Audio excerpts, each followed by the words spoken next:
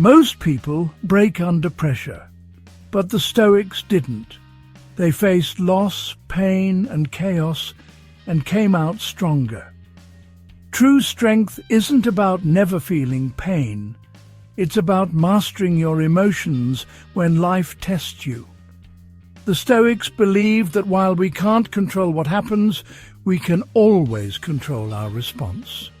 And that's where emotional freedom begins. Have you ever felt overwhelmed, trapped by things you couldn't change? What if you could train your mind to remain calm, steady, and unbreakable, no matter what life throws your way? In this video, we'll explore 10 Stoic habits that have helped people for centuries build emotional resilience, inner calm, and unshakable strength. Let's begin with the first Stoic habit that changes everything: accepting what you can't control. Every day we fight invisible battles, trying to control people, outcomes, and situations far beyond our reach. And when things don't go our way, we feel frustrated, anxious, even powerless. But the Stoics saw this differently. They taught that there are only two kinds of things in life: what's within your control and what isn't. Everything else, no matter how much you wish or worry, is out of your hands. Epictetus said it best: there is only one way to happiness: to stop worrying about things beyond your control. Think about that for a moment. How much of your stress comes from trying to control the uncontrollable? Other people's opinions, the past, the future? The Stoic answer is simple. Stop fighting what you can't change. Instead, turn inward. Focus on your judgments, your actions, your responses. That's where your true power lies. When you shift your attention from what's outside of you to what's inside, life becomes lighter, calmer, and far more within your grasp. Marcus Aurelius wrote, "You have power over your mind, not outside events. Realize this, and you will find strength." That's the essence of Stoic resilience, not escaping reality, but facing it with clarity. You don't control the storm, but you can learn to stand still in the rain.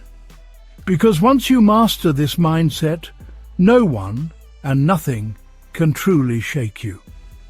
And that foundation leads us directly to the next habit.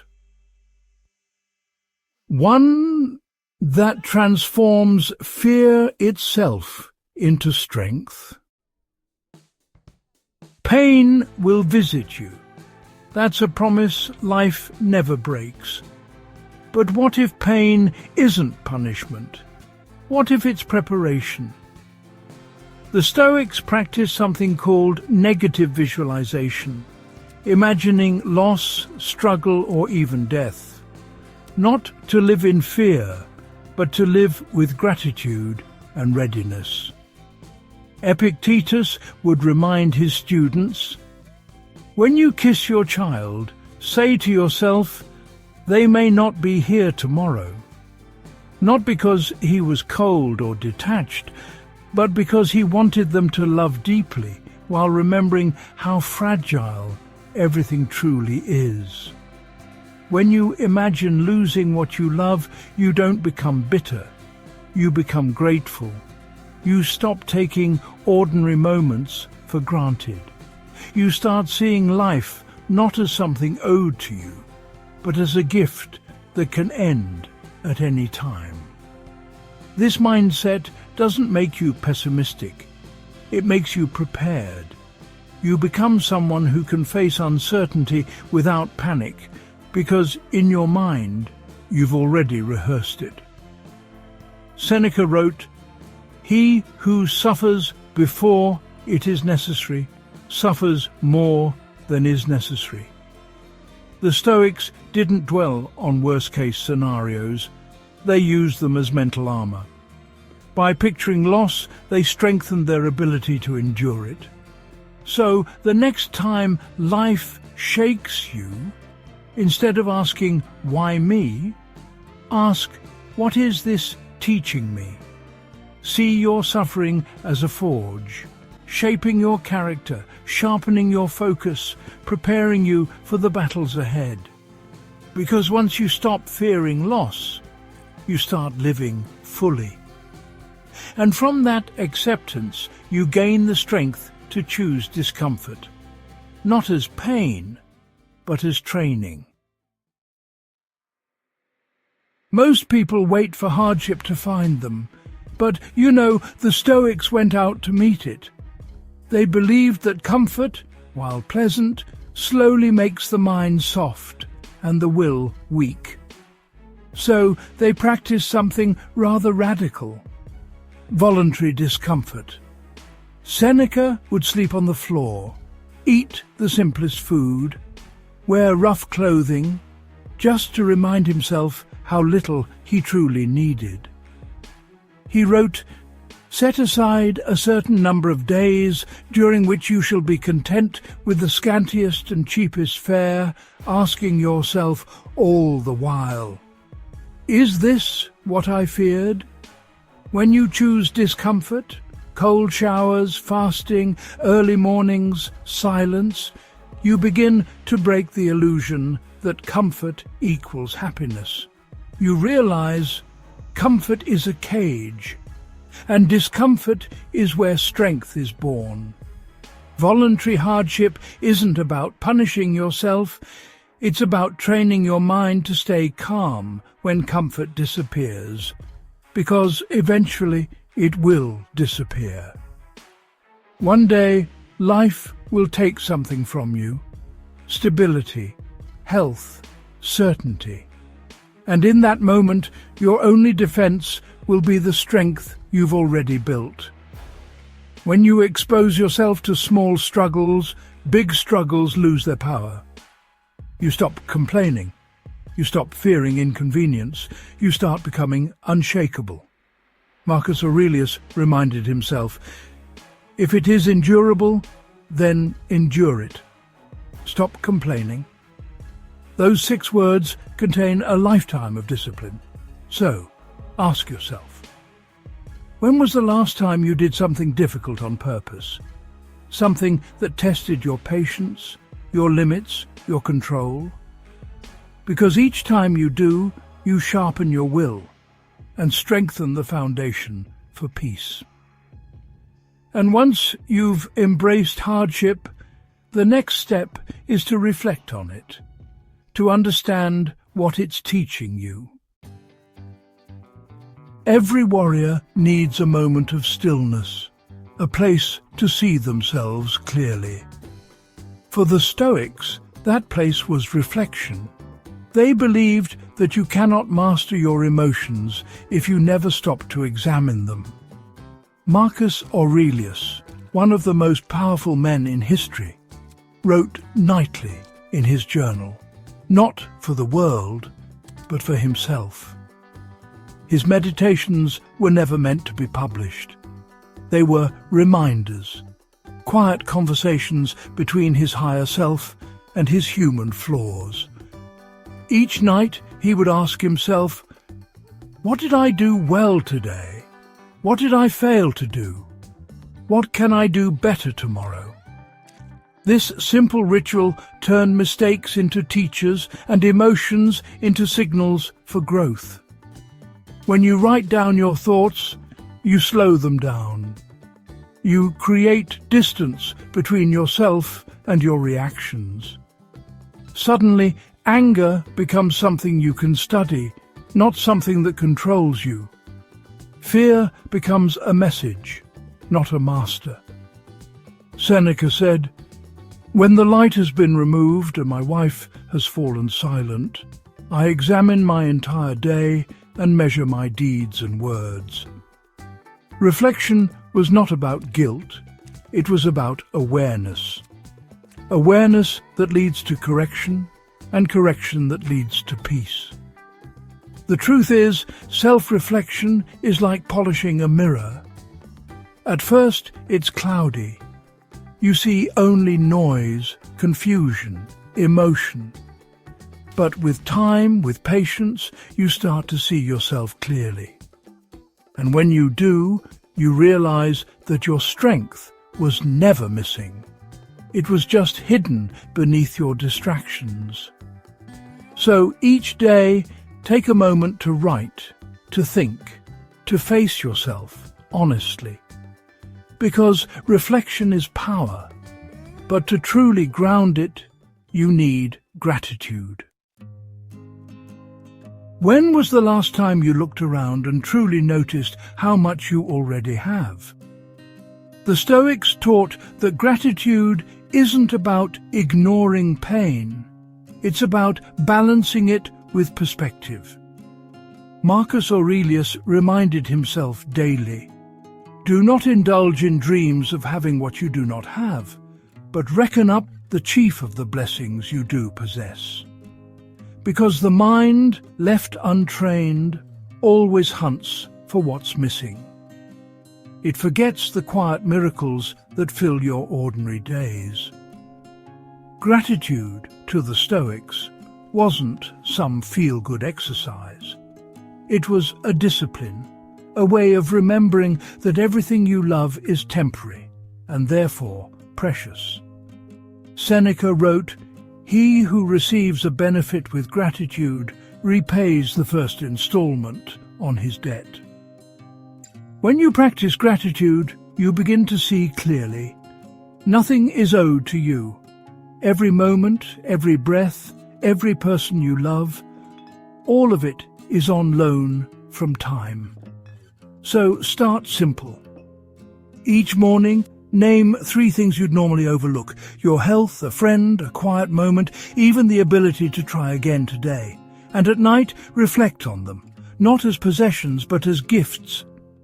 This practice rewires your mind from scarcity to abundance. You stop asking, "Why don't I have more?" and start realizing, "I already have enough." That shift, well, it's freedom. Because when you live in gratitude, loss no longer destroys you. It reminds you to cherish what's left. Gratitude gives you strength. But peace that comes from learning to detach, to stand apart without shutting down. The Stoics didn't run from life, but they refused to be ruled by it. They lived among crowds, held power, loved deeply, yet somehow remained calm in the chaos. That's because they practiced one of the hardest disciplines of all, detachment. Now, detachment doesn't mean isolation. It doesn't mean you stop caring. It means you stop clinging to outcomes, to opinions, to things beyond your control. Epictetus said, "When something happens, the only thing in your power is your attitude toward it." That's detachment in action. The world will always pull at you, with praise, with criticism, with temptation, but you decide how much of yourself you give away. When you stand apart, you don't close your heart, you protect it. You stay engaged with the world, but you no longer depend on it to feel whole. Because you know, the moment your happiness depends on external things, you become their prisoner. Marcus Aurelius reminded himself daily.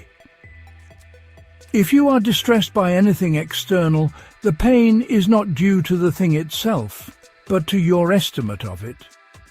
In other words, reality is neutral. It's our attachment that makes it heavy. So try this. The next time something frustrates you, take a breath, step back. See it as if you were observing someone else's life. That tiny distance creates space, and in that space, wisdom grows. Detachment isn't coldness, it's clarity. It lets you care without being consumed, act without being controlled, and love without losing yourself.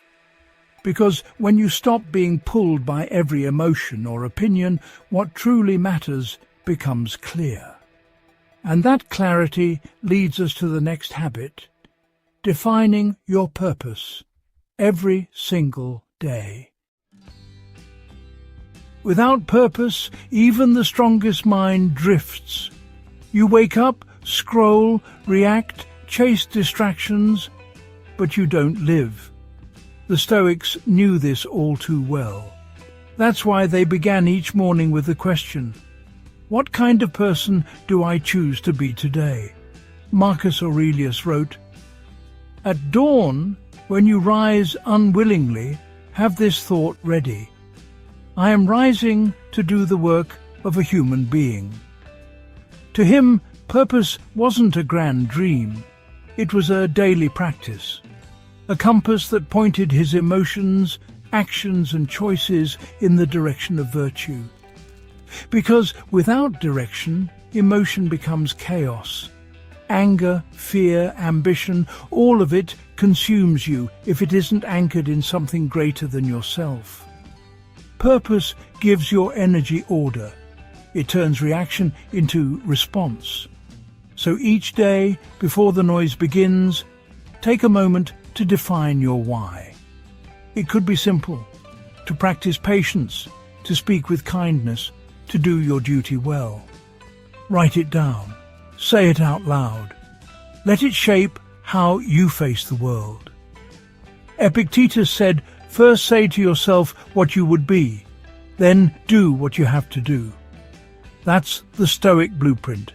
Identity first, action second. When you know your purpose, obstacles lose their power. They stop being interruptions and become part of the path. And if you ever lose clarity, return to this question. Does this align with who I want to be? Ask it before you speak, before you act, before you react. Because every choice either strengthens or weakens your purpose.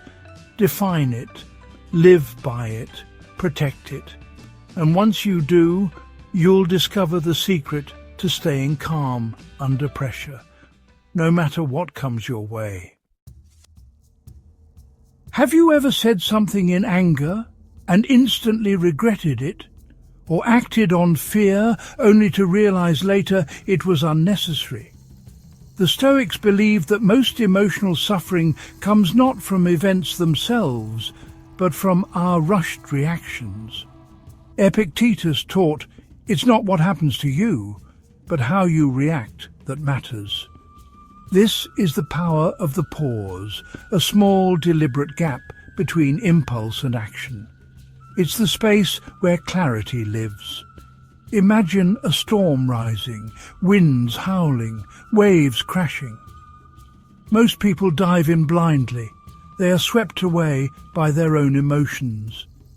The Stoics, however, learned to step back, to breathe, to observe. In that moment, they discovered choice. Even if the world tried to knock them down, they could respond instead of react. Pausing isn't weakness, it's mastery. It's training your mind to see past immediate discomfort. Anger becomes awareness. Fear becomes calculation. Frustration becomes patience.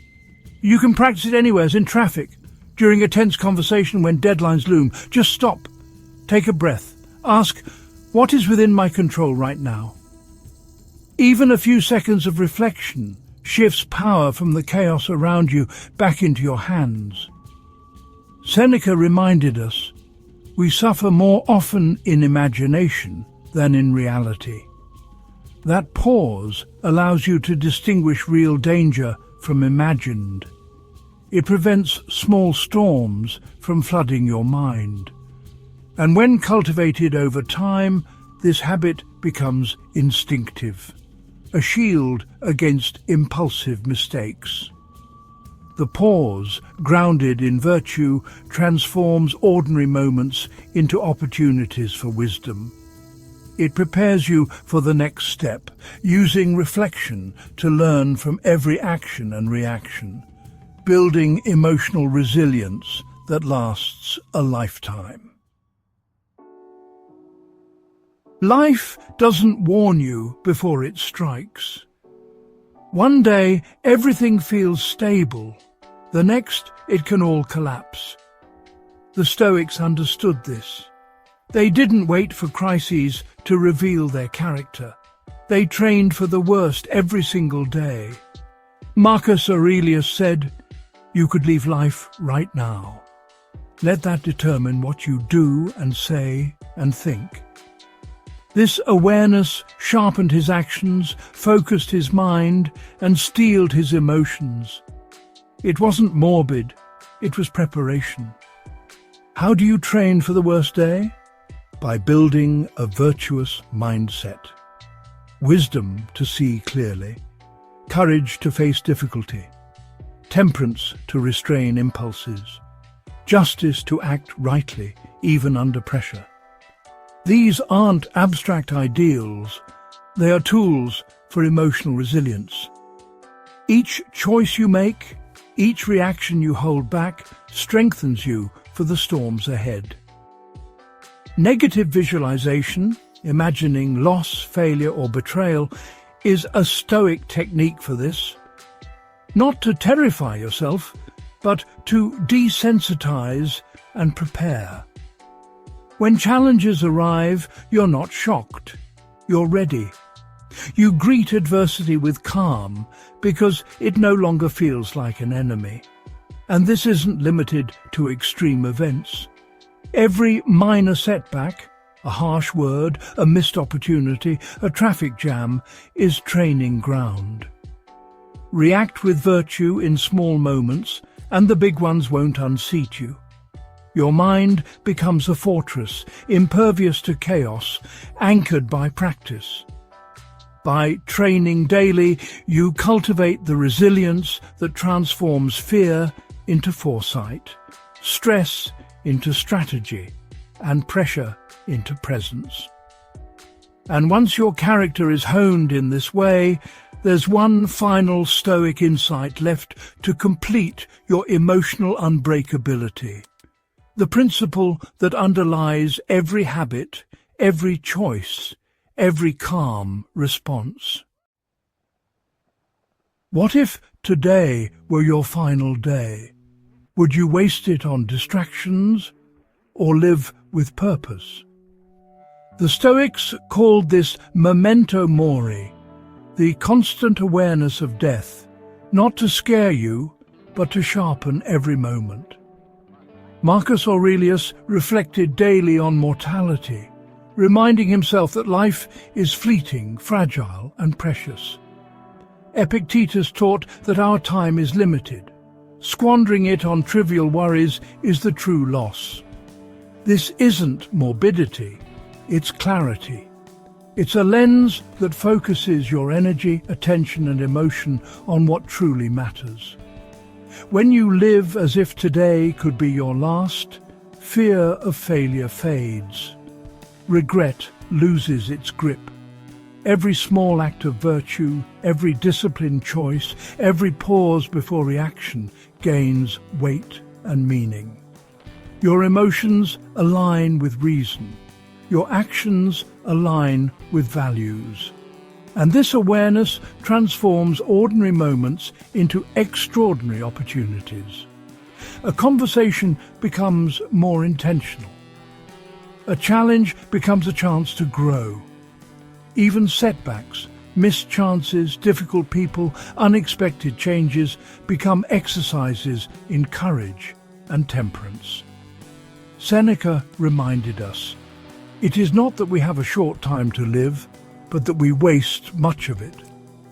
Memento mori teaches the opposite, that life is long enough if we live with focus. Every breath, every decision, every thought matters. When death is present in your mind, life becomes more vivid, more urgent, more alive. Carry this principle forward. Each day is your final rehearsal, your stage, your chance to act with clarity and purpose. Combine it with all the habits we've explored: self-control, reflection, gratitude, detachment, and define purpose, and you create a foundation for emotional unbreakability. Live intentionally, respond consciously, build strength from within. Because when you embrace mortality, you stop fearing life.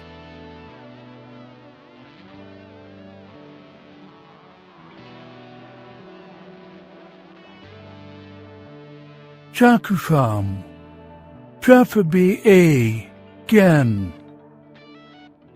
Pra.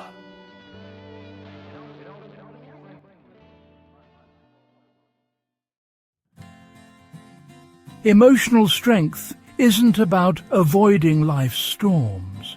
It's about mastering your response to them. From focusing on what you can control, to pausing before reaction, from reflecting daily, to practicing gratitude. Every habit we've explored trains your mind and heart for resilience. Living with purpose, embracing discomfort, detaching from what doesn't serve you, all sharpen your inner fortress. And finally, carrying the awareness of mortality, memento mori, transforms each day into a stage where every choice matters. The Stoics teach that your power lies not in changing the world, but in changing yourself moment by moment. Start small. Pick one habit this week. Pause, reflect, express gratitude, set a purpose. Each deliberate step compounds into unbreakable emotional strength. Your life, your reactions, your resilience are entirely yours. Embrace them, own them, live them.